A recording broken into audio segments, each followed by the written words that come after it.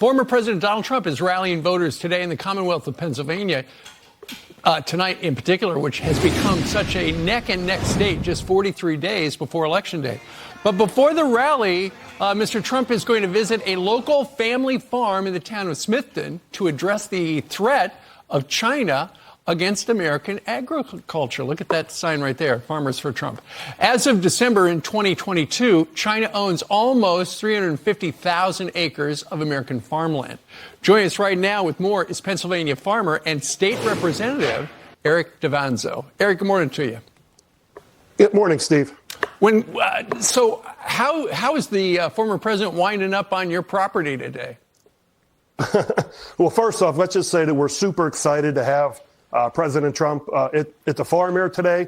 You know, we had gotten a call just a few weeks ago asking, hey, for a local farm in the area. And I asked the family, hey, this is something that we can go for. And I guess along the way that, you know, we checked all the boxes, security and whatnot. And he's here. And like I said, we are extremely excited. Great. The whole region is excited for that. Absolutely. And when he comes to your place, he's going to see that you raise cows.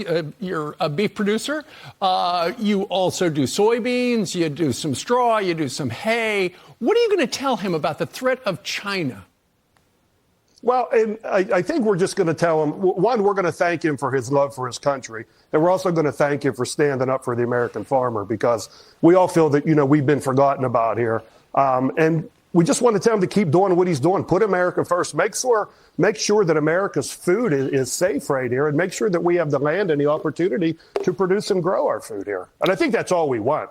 Farmers want to work, and I just think it's just that simple. Yeah, absolutely. And you know, when you think about it, Eric, the threat of foreign interference, or foreign influence on our supply chain, you look at some of the biggest meat producers, and those are companies that are located overseas.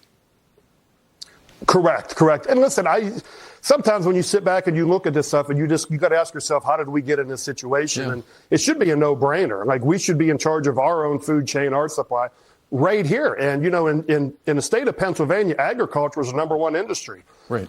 So much money, so many jobs are produced here, and we would love to bring all that stuff back home, especially to Pennsylvania. Absolutely. And it's not just the supply chain and China that you're worried about. It's the prices over the last 4 years for the small family farm like yourself. The prices are through the roof.